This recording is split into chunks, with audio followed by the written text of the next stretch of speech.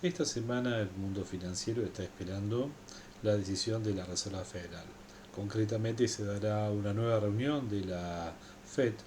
la primera del año 2023, en donde se decidirá si se mantiene la política monetaria contractiva llegando al umbral del 5% anual o esta comienza a relajarse. La realidad es que se está teniendo una información reciente que es la de una tasa de inflación que anualmente ha bajado al 5%. Obviamente que es alta, pero es menor que el 8 o 9% con el cual se comenzó el año. O sea que las subas de tasas han tenido sus efectos sobre la demanda agregada y eso ha implicado una, llamémoslo, no presión a la baja de los precios, sino desaceleración, tanto en términos de actividad económica y por lo tanto lo que es la presión a la suba de los precios. Recordando que parte de la suba es por una cuestión más de costos que de demanda. Si vemos números macroeconómicos de Estados Unidos, la realidad es que esta economía, tanto en el sector público como en el sector privado, está viendo o está experimentando la consecuencia de la situación financiera derivada de esta gran suba de tasas de interés que en un año o un poco más de un año han subido desde el 1 al 5% como tasa de política monetaria. Se puede esperar que sea la última suba de tasas, la de esta semana, y que luego comience a morigerarse, significa estabilizar las tasas para comenzar a bajar. Si vemos la deuda de las, por ejemplo, familias norteamericanas, está en un nivel récord de los últimos 15 años. Están hablando de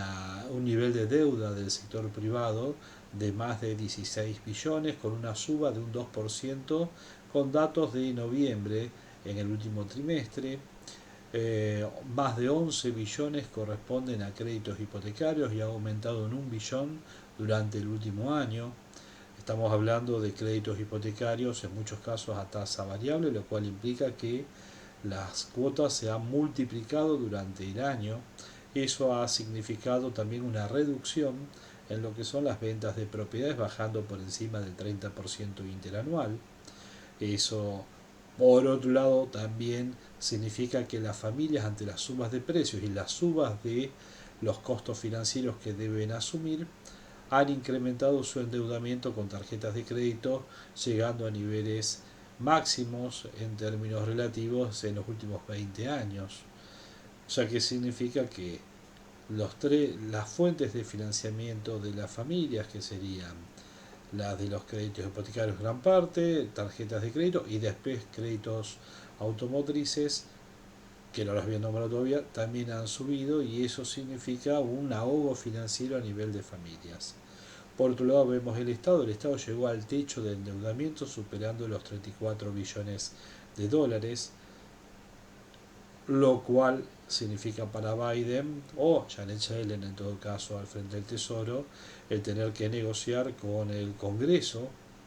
con una fuerte presencia republicana lo que es una ampliación del límite de deuda, llegándose en algunos casos hasta hablar y a analizar la posibilidad de la emisión de ese billete de platino que está en la teoría económica y en la historia norteamericana por parte de la posibilidad a partir de esa emisión de respaldar nueva emisión de dinero por parte de la Reserva Federal. Sería una solución de muy corto plazo para poder salir del atolladero de no poder realizar pagos para el llegado al umbral de deuda, pero solamente grafica, y esto podemos leer hasta en artículos escritos por Krugman, grafica la necesidad de financiamiento del Estado norteamericano o una reducción importante de lo que es su gasto público. Lo mismo que pasa en la economía argentina, también se verifica en las economías desarrolladas. Entonces, tenemos a las familias muy endeudadas, tenemos al sector público en el tope de endeudamiento. ¿Y qué pasa con las empresas? Bueno, estamos viendo recortes en sectores que estuvieron de moda, de parabienes en los últimos años, el sector de tecnología. La última información es un recorte de más de 70.000 puestos en el sector de las tecnológicas. En muchos casos lo que se hacen es reestructurar frente a la contracción de la demanda, dado que tuvieron un boom durante la pandemia, y otra, ahora el consumidor norteamericano, racionalizando más sus gastos, ha disminuido gastos en servicios, y eso significa que empresas que tuvieron su auge, estamos hablando desde Zoom, Apple o Netflix, tienen que reestructurarse y pasar a disminuir lo que sería parte de su plantel de personal para tener un inmediato efecto operativo sobre lo que son los resultados de las empresas. Si uno analiza resultados interanuales, existe una baja interanual en el grueso de las empresas norteamericanas en lo que son utilidades, pero se ve que hay una baja, lo cual evidencia lo que son aumentos de costos y no pudieron aumentar la facturación a un ritmo similar, lo cual implica que han habido disminuciones en utilidades. Ahora, si vemos entonces a las empresas con menores ganancias que antes, en plenos procesos de reestructuración, lo cual implica esas disminuciones de empleo, al mismo tiempo desempleo del lado de las familias, familias que están sobreendeudadas y un Estado en el límite del endeudamiento, claramente la economía norteamericana en un proceso de recesión con baja en nivel de precios requeriría que la Reserva Federal no siga presionando a todo el sector real de la economía con un aumento de costos financieros mayores, dado que solamente generará una recesión mayor, o sea, tratando de evitar la inflación, va a terminar con una caída muy importante del sector real de la economía. Si eso es analizado de esa manera, entonces podemos tener algún tipo de expectativa de que esta sea la última suba de tasas o que la próxima suba sea en un rango menor al actual, sabiendo que igual este primer semestre del año, mínimo cuatrimestres, va a ser bastante recesivo. Es interesante el entender qué pasará con la economía norteamericana, qué va a pasar durante estos días y que definirá el próximo semestre por lo menos, dado que las economías emergentes dependen del precio de las commodities, dependen de la relación de sus monedas respecto al dólar norteamericano, y todo ese tipo de, llamémoslo, determinación y el efecto de repercusión de lo que sucede en Estados Unidos y el resto del mundo dependerá en gran parte de lo que realice con la decisión que tome la Reserva Federal en cuanto al mantenimiento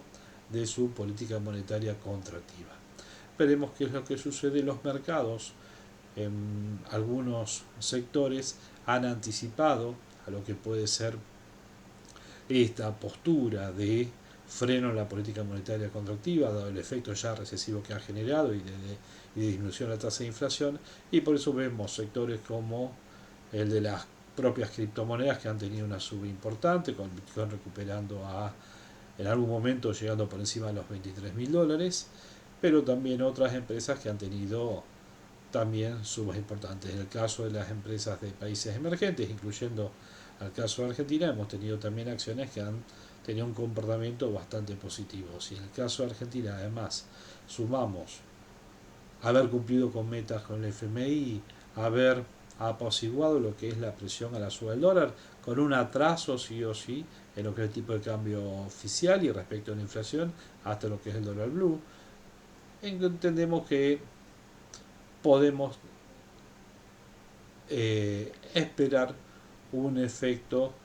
llamémoslo positivo, si es que deja de subir la tasa de interés.